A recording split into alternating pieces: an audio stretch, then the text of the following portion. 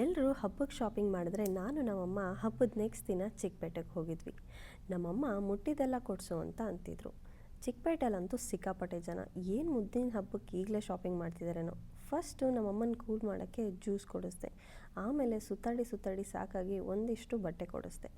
ಅಷ್ಟರಲ್ಲೇ ನಮ್ಮ ಅಕ್ಕ ನಮ್ಮನ್ನ ಜಾಯ್ನ್ ಆದ್ಲು.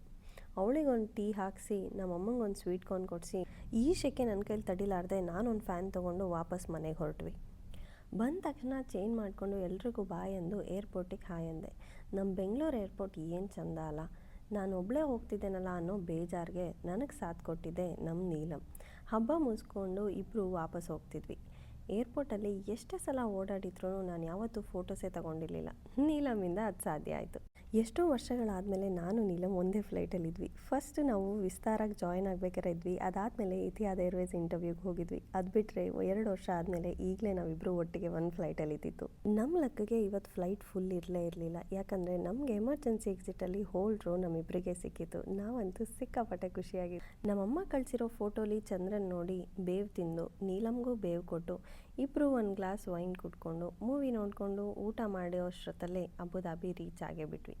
ಇನ್ನೊಂದು ವಿಡಿಯೋಲಿ ಸಿಗ್ತೀನಿ. ನಾನು ನಿಮ್ಮ ಬೆಂಗಳೂರು ಹುಡುಗಿ ಸೈನಿಂಗ್ ಆಫ್.